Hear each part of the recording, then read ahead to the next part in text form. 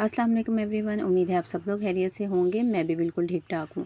आज की वीडियो में हम फज्जी ब्राउनी की रेसिपी देखेंगे जो कि बहुत ही कम इंग्रेडिएंट से बिना ऑयल, बिना ओवन और बिना चॉकलेट के मैं आपको बनाना सिखाऊंगी। हम इस ब्राउनीज़ को ब्लेंडर में बनाएंगे और बहुत ही मज़े की बनती हैं और बहुत ही लो कॉस्ट में बनती हैं कि आप इसको बनाकर सेल आउट भी कर सकते हैं और घर में आराम से सर्व भी कर सकते हैं। सबसे पहले आपने कोई भी पुरानी देगची ले लेनी है और उसको इस तरह से स्टैंड रख कर ढक देना है। अगर आप भी मेरी तरह से ये वाली देगची यूज़ कर रहे हैं तो यहाँ आपने एक लौंग या इसको बंद करना नहीं भूलना। इसके बाद आपने एक सांचा ले लेना है जिसमें भी आपने ब्राउनी बनानी है। रेक्टेंगल लें तो ज़्यादा अच्छा है। मैं 7 बाई 7 इंचज़ का ले रही हूँ और उसके बाद मैंने इसको बटर पेपर लगाकर अच्छी तरह से ग्रीस कर दिया था। इसके बाद मैंने हाफ़ कप ऑयल लिया है जिसमें मैं 42 ग्राम्स कोको पाउडर डाल रही हूँ। ये वाला प्रोसेस आपने लाजमी करना है। इससे क्या होगा कि आपके कोको पाउडर का टेस्ट बहुत इन्हेंस हो जाएगा और बहुत अच्छा चॉकलेटी सा निकल कर आएगा। ऑयल को मैंने 30 सेकंड्स के लिए गर्म कर लिया था और उसमें कोको पाउडर डालकर इसको अच्छी तरह से मैंने मिक्स करके साइड पर रख दिया। अब मैंने एक ब्लेंडर जग ले लिया है। बहुत सी मैसेजेस आते हैं कि हमारे पास बीटर नहीं है तो हम किस तरह से केक या ब्राउनीज़ बनाएं। तो उसके लिए ब्लेंडर जग सबसे अहम है और इसमें जो टिप्स मैं आपको दूंगी ना वो आपने ध्यान से सुननी है। मैंने 2 एग्स डाले हैं जो कि रूम टेम्परेचर पर हैं और उसके बाद मैंने ग्रेनुलेटेड शुगर मतलब कि आम जो हम चीनी इस्तेमाल करते हैं ना वो मैंने डाल दी है, जो कि अगर मैं मेजरिंग स्केल से मेजर करूँ तो 200 ग्राम्स है और अगर मैं वैसे मेजर करूँ तो 1 कप के करीब है। यहाँ आप पिसी हुई चीनी भी यूज़ कर सकते हैं। ग्रेनुलेटेड शुगर अगर आप डालेंगे तो आपने इसको 5 to 6 मिनट्स तक बीट करना है, लेकिन मशीन को रोक रोक कर, एकदम से बीट नहीं करना, नहीं तो मशीन जो है वो ख़राब होने का अंदेशा होता है। इस तरह से आराम आराम से रोकें। 30 सेकेंड्स के बाद आपने 10 सेकेंड्स का ब्रेक देना है और फिर आपने बीट करना है। अब ये बीटिंग के बाद ये कंडीशन थी। 5 मिनट्स के बाद मैंने इसमें डाला है 1/4 टीस्पून वेनिला एसेंस और मैंने इसमें जो हमने मिक्सचर बनाया था ना वो मैंने सारा इसमें ऐड कर दिया है।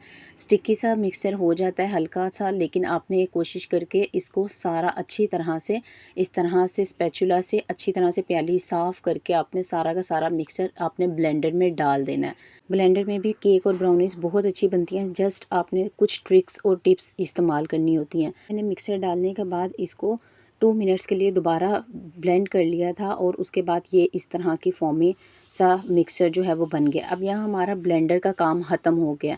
अब हम इसको जितना भी मिक्सचर है ना इसको हम डिश आउट कर लेंगे किसी भी मोल्ड में और वहाँ आपने यहाँ से ब्लेंडर में से आपने सारा का सारा मिक्सचर आपने अच्छी तरह से बाहर निकालना है। थोड़ा सा ही परेशानी आपको होगी कि ये थोड़ा सा स्टिकी होगा क्योंकि ब्राउनीज़ का मिक्सचर हमेशा स्टिकी सा ही होता है।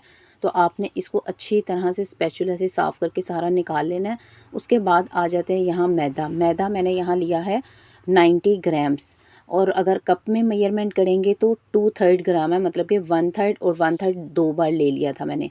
और इसमें मैंने 1/4 टीस्पून मैंने सॉल्ट ऐड किया है और 1/4 कप मेरे पास चॉकलेट चिप्स थी और इसको मैंने तो आधे जो हैं वो मैंने मैदे में मिक्स कर लिया और मिक्स करने के बाद मैं इसी मिक्सचर में डाल दूँगी। यहाँ हमने सारा का सारा जो मैदा था वो इसमें डाल दिया। अच्छा, यहाँ एक चीज़ जो आपको याद रखने की है वो ये कि केक और ब्राउनी में ये फ़र्क आता है कि आप मैदा जो है वो आप इसमें बिना छाने भी ऐड कर सकते हैं, लेकिन केक में आपको लाजमी तौर पर इसको 2 से 3 बार छानना होता है। यहाँ आपने मैदा डालने के बाद इसको एक ही तरफ से रोटेट करते हुए आपने इसको अच्छी तरह से मिक्स कर लेना है। यहाँ आपने इसको ओवर मिक्सिंग नहीं करनी है। जैसे ही आपका जो मैदा है वो आपका डिसअपीयर हो जाएगा तो आपने इसकी मिक्सिंग करना बंद कर देनी है और इसको आपने मोल्ड में डाल देना है। यहाँ भी बैटर आपका काफ़ी स्टिकी होगा, तो जब आप डाल रहे होंगे तो बैटर में फैलाते हुए ना आपको परेशानी हो सकती है। तो आपने ध्यान से सारा का सारा जितना भी मिक्सचर है ना वो आपने आराम से मोल्ड से निकाल लेना है और उसके बाद इस तरह से स्पैचुला से या स्पून की मदद से सारा का सारा मोल्ड में आराम से फैला देना है। यहाँ जो ग्लूटेन फ्री मेरे देखने वाले व्यूअर्स हैं वो लाजमी मुझे कमेंट करके पूछेंगे कि ग्लूटेन फ्री के लिए क्या करना है। तो ग्लूटेन फ्री ब्राउनीज़ की रेसिपी ऑलरेडी चैनल पे मौजूद है, मैं उसका लिंक जो है वो डिस्क्रिप्शन में दे दूँगी और at the end of the video भी मैं डाल दूँगी। यहाँ मैंने जितने हमारे चॉकलेट चिप्स बचे हुए थे ना वो मैंने इस तरह से सारे इसके ऊपर फैला दिए हैं। चॉकलेट चिप्स जो हैं वो आपको अच्छी कंपनी के यूज़ करने हैं ताकि वो स्टेबल रहें। ये मेरे अच्छे नहीं थे तो एट द एंड आप देखेंगे कि चॉकलेट चिप्स के साथ क्या हुआ था। अब यहाँ मैंने जो प्री हीट किया था ना, उसको मैंने ये उठाया है और इसको अच्छे ये गर्म हो चुका हुआ था, इसमें मैंने इस तरह से जो सांचा हमारा हुआ था उसको मैंने रख दिया है। ये आंच आप देख सकते हैं इतनी होनी चाहिए। इसके बाद मैंने इसको 12 मिनट के बाद मैंने इसको निकाला है इसमें से, और 12 मिनट के बाद जब आप इसको इसमें से निकालेंगे तो आपने जो एक प्रोसेस करना है ना, वो बहुत अहम है अगर आपको फज्जी ब्राउनीज़ चाहिए। वो ये कि आपने इसको 7 से 8 बार इस तरह से टैप करना है, ताकि इसका जो केकी मटेरियल है ना, अगर केकी स्पंज इसमें आ रहा है ना, जो कि एग बीट करने से आ जाता है, वो इसका ख़त्म हो जाए। उसके बाद आपने दोबारा इसको कढ़ाई में रख देना है और इसको दोबारा 12 से 15 मिनट के लिए बेक करना है। ये स्टेप बहुत इम्पोर्टेंट है अगर आपको केकी ब्राउनीज़ नहीं पसंद है, फजी ब्राउनीज़ पसंद है। यहाँ मेरी ब्राउनीज़ जो हैं वो बेक हो चुकी हुई थी और ठंडी भी हो चुकी हुई थी। मैंने इसको डीमोल्ड कर लिया और डीमोल्ड करने के बाद अब मैं इसके कट्स लगाऊंगी। यहाँ आप देख सकते हैं कि मेरे चॉकलेट चिप्स बिल्कुल भी नज़र नहीं आ रहे हैं, क्योंकि वो अच्छे मटेरियल के नहीं थे। तो आपने अच्छे अगर आप इस्तेमाल करेंगे तो ही वो आपका जो है वो स्टेबल रहेंगे। इसके बाद जो एक मिस्टेक मेरे से हुई वो ये कि ये ओवर बेक हो गई।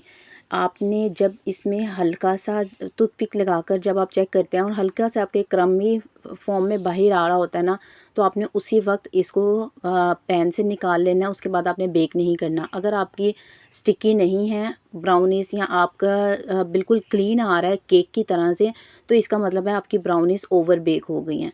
मैंने यहाँ से तकरीबन मैंने 18 से 19 मिनट के लिए बेक किया था, जबकि इसको 12 से 15 मिनट के बाद मुझे निकाल लेना चाहिए था जब मैंने दोबारा टैप करके रखा था। लेकिन ओवर बेक करने के बाद भी इसका टेस्ट में कोई फ़र्क नहीं आया, इसका चुई हिस्सा वैसे ही था।